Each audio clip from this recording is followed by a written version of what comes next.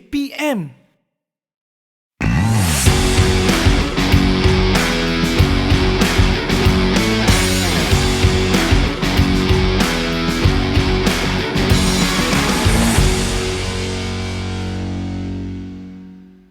Hai, Assalamualaikum warahmatullahi wabarakatuh dan salam sejahtera. Untuk diet dan nutrisi pada hari ini kita akan sambung tentang spesifik sports nutrition bagi sukan spesifik.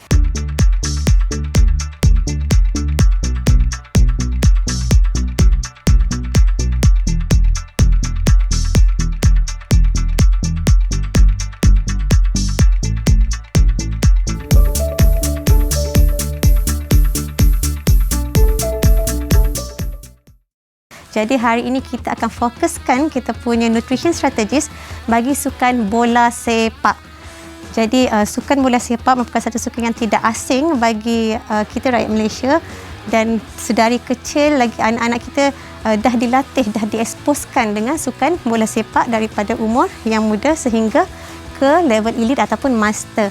Jadi sedikit latar belakang tentang sukan bola sepak itu sendiri. Ia dimainkan oleh total up 11 player atau 11 sepasukan, yang mana 10 orang akan bermain di dalam kawasan padang dan seorang akan menjadi goalkeeper itu sendiri.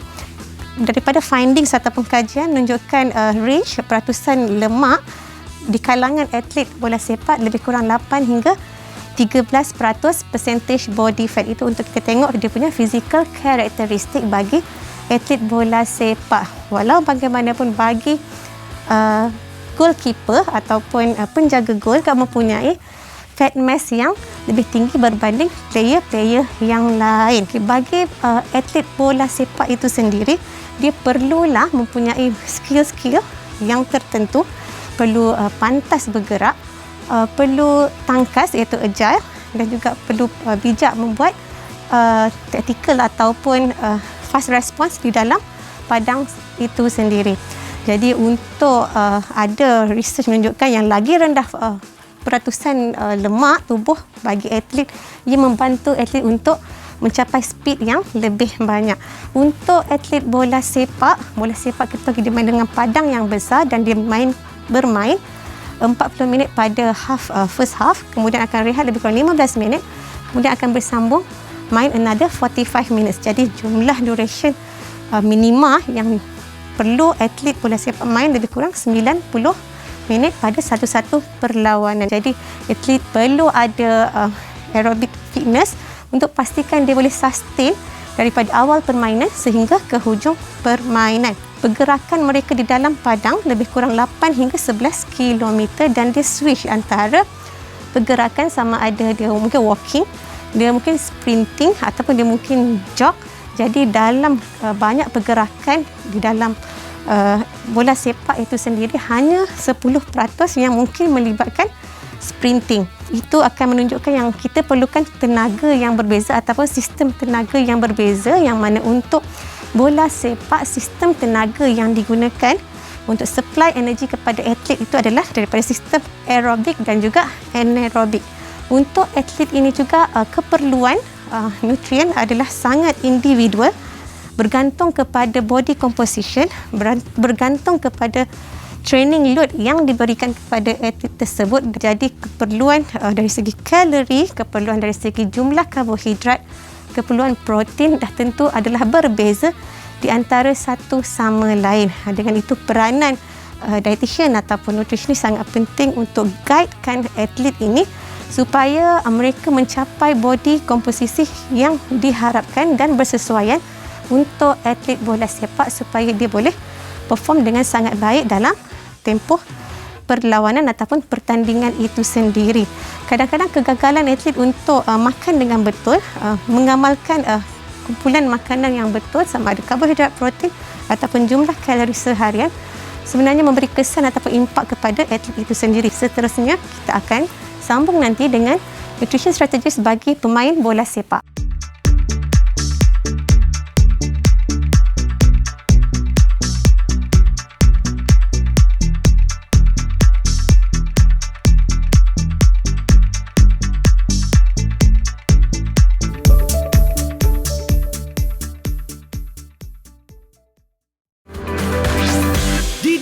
TV KPM.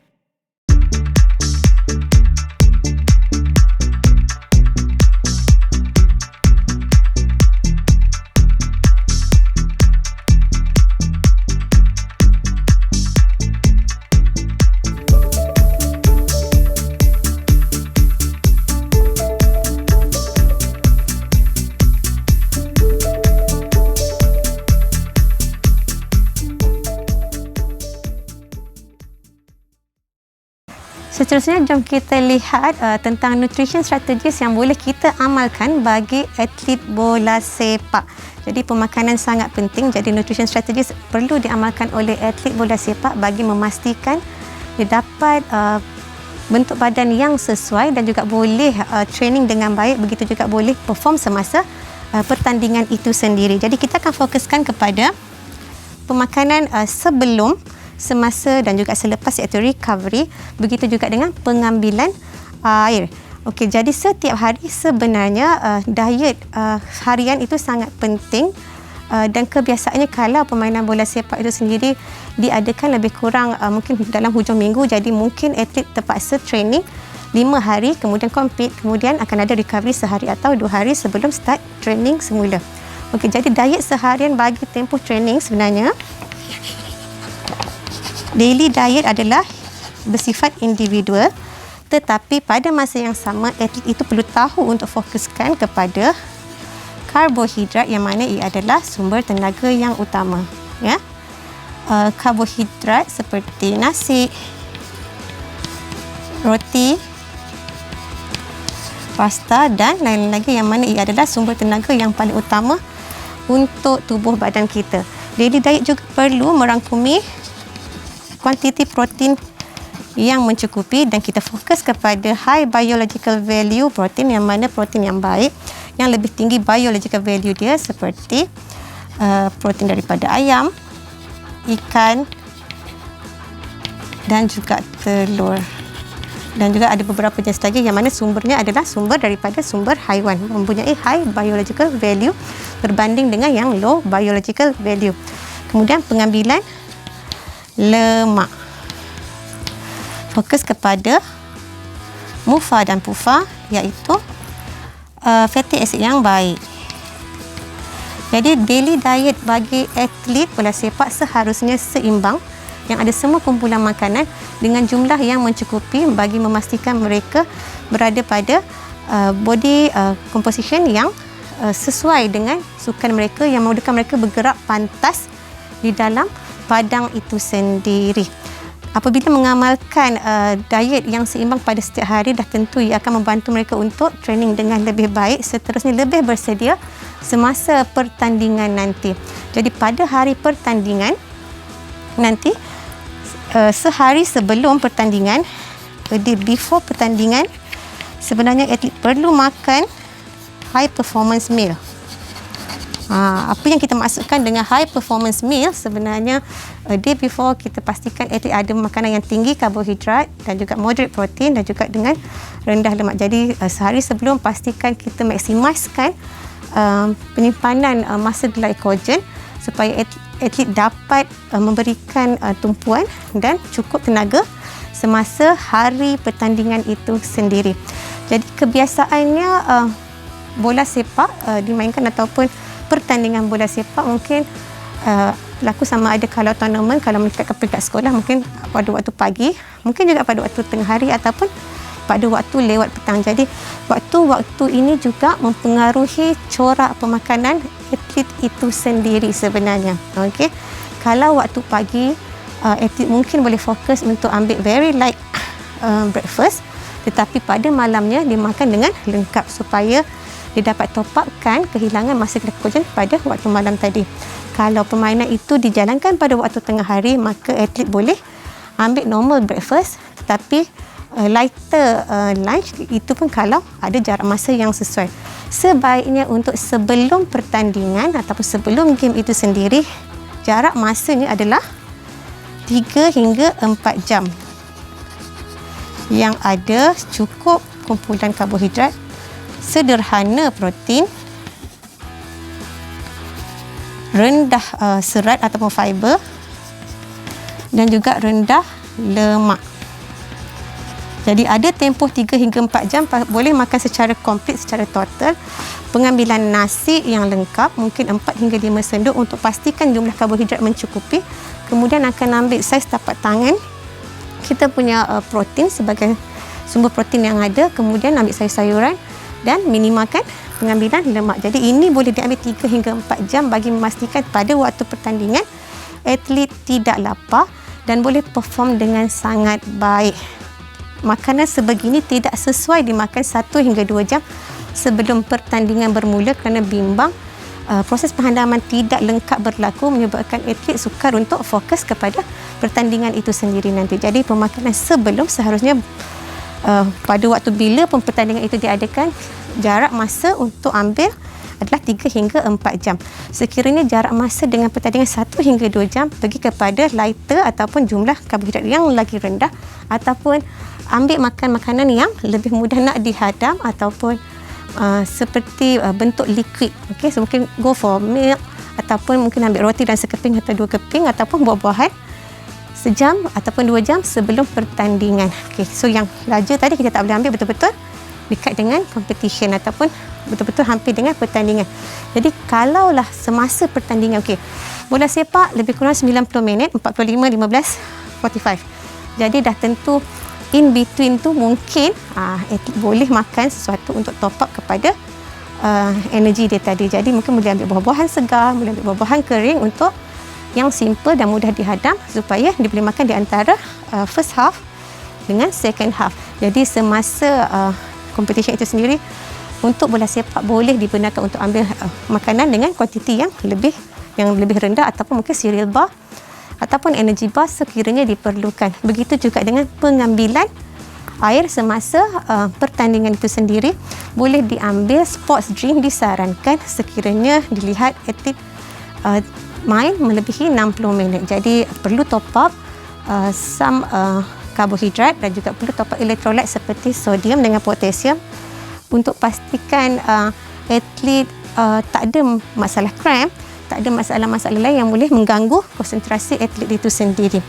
Kemudian bila kita dah berakhirnya competition itu sendiri, atlet mungkin dah habis training ataupun latihan ataupun competition 1 jam setengah ataupun ke 2 jam, kita perlukan recovery. Recovery sangat penting sebab ia adalah satu proses untuk memulihkan atlet itu sendiri. Jadi 30 minit ke 60 minit betul-betul selepas pertandingan, maksudnya completed 30 minutes, 60 minutes itu adalah waktu kritikal, kita panggil window time untuk pastikan atlet terus start proses recovery, bukan tunggu besok ataupun 2-3 jam selepas itu, tidak. Dalam kajian menunjukkan gabungan ratio yang betul antara karbohidrat dengan protein bantu pemulihan berlaku dengan lebih baik. Jadi apa nak ambil betul-betul after kita masih kat padang, mudah kan? Mudah, tapi kita masih kat padang, tak perlu balik rumah, kita sparekan siap-siap, sediakan siap-siap mungkin susu ataupun yogurt ataupun buah-buahan ataupun simple sandwich yang ada karbohidrat dengan protein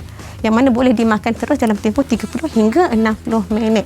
Untuk recovery itu bermula, kemudian tambah dengan pengambilan air yang secukupnya. Selepas itu mungkin 3 hingga 4 jam selepas itu boleh ambil lunch meal seperti biasa untuk fulfillkan balik keperluan karbohidrat, protein untuk setiap hari. Kalau untuk betul-betul lengkap bagi atlet bola sepak, sebenarnya recovery mungkin ambil masa 4 hingga 5 hari betul-betul pulih selepas satu-satu permainan ataupun satu-satu pertandingan. Jadi kalau dah kata dalam satu hari kita ada lebih daripada satu game, atlet sebenarnya perlu plan ataupun rancang dengan betul bagaimana dia nak pastikan di antara game pertama dengan game kedua dia ada cukup keperluan tenaga. Jadi kalau game pagi dan game petang mungkin akan ada banyak masa, mungkin lebih kurang 4 hingga 5 jam, dia boleh top up dengan complete cukup karbohidrat, cukup protein dan cukup lemak. Tapi kalau terlalu singkat, mungkin tak sempat nak recovery. Jadi bagaimana pula dengan pengambilan air untuk sukan yang panjang, yang tempohnya panjang dan banyak pergerakan di dalam padang, maka atlet perlu ambil ruang dan peluang, ambil masa untuk pastikan ada minum air dalam tempoh perlawanan itu sendiri, daripada first half-nya, waktu rehat dan juga waktu second half. Jadi sepatutnya ada sebelum game itu sendiri dah disediakan air, sebab kita memang tahu dehidrasi mungkin boleh berlaku untuk atlet bola sepak, ya betul, sebab game yang panjang, pergerakan yang banyak dan kadar perpuluhan yang tinggi. Sekiranya berlaku dehidrasi, iaitu kehilangan 2% berat badan daripada sebelum dengan selepas, menyebabkan atlet kurang concentration dan kurang coordination, sehingga menyebabkan prestasi atlet berada di dalam padang itu terganggu. Jadi atlet kena pastikan sediakan minuman yang mencukupi, jumlah air yang mencukupi berdasarkan keperluan individu itu sendiri. Individu memerlukan jumlah yang berbeza-beza. Jadi itu adalah nutrition strategis yang boleh diamalkan oleh atlet bola sepak sebelum, semasa dan juga selepas pertandingan, termasuklah dengan pengambilan air yang mencukupi sepanjang tempoh tersebut.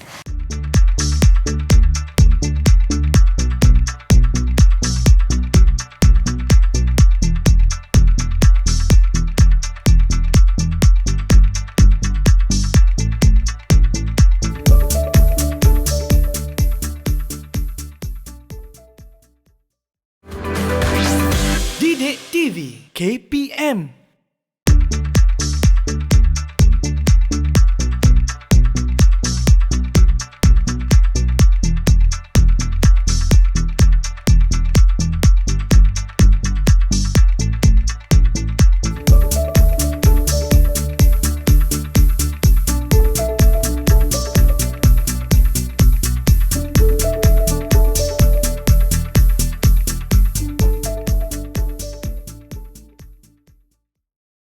Diet dan pemakanan untuk atlet bola sepak sangat penting, yang mana kita memang tahu perubahan daripada diet itu sendiri dan efektif training untuk jangka masa panjang akan membawa kesan yang baik kepada prestasi atlet itu sendiri. Namun terdapat beberapa kajian yang menunjukkan antara isu yang berlaku untuk atlet bola sepak antaranya ialah pengambilan tenaga yang tidak mencukupi. Jadi penting untuk atlet memahami bahawa demand untuk sukan bola sepak memerlukan tenaga yang tinggi, apatah lagi untuk mereka dalam fasa tumbesaran seperti remaja. Jadi atlet perlu fokus untuk pastikan pada setiap hari pengambilan tenaga adalah mencukupi, membolehkan atlet untuk grow dengan better dan juga untuk perform dengan better. Jadi isu pengambilan tenaga yang tidak mencukupi dapat dielakkan. Seterusnya, pengambilan lemak. Walaupun kita kata kurang pengambilan tenaga, tetapi atlet, ada kajian menunjukkan atlet bola sepak kerap mengambil pengambilan lemak yang berlebihan. Okey. Basically kita memerlukan, kalau untuk sukan bola sepak, kita mungkin fokus kepada 15, 20 hingga ke 30% kalori daripada lemak. Tapi mungkin atlet mudah untuk dapatkan extra energy daripada lemak itu sendiri. Jadi atlet perlu lebih fokus kepada kumpulan makanan tertentu, fokus kepada makronutrien supaya tidak mengambil lemak yang berlebihan, yang mana lemak yang berlebihan secara jangka masa panjang akan mengubah komposisi tubuh atlet itu sendiri, yang mana ia menyebabkan disadvantage untuk atlet bola sepak apabila peningkatan percentage of body fat. Yang seterusnya, pengambilan protein yang berlebihan kerap juga berlaku di kalangan atlet bola sepak. Pengambilan protein yang diambil adalah berlebihan, dan ini tidak sepatutnya berlaku kerana kita perlukan protein pada kuantiti yang tertentu, dan yang paling penting, protein yang diperlukan itu perlu ada timing tertentu. Maksudnya diagihkan dengan baik untuk sintesis protein yang lebih baik.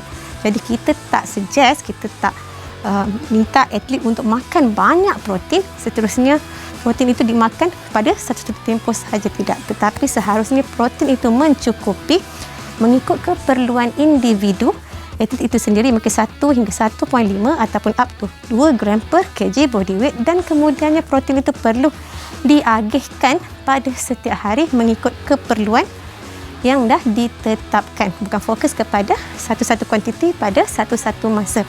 Dan ini juga termasuklah agihan protein pada waktu snack dan juga pada waktu pre-bed.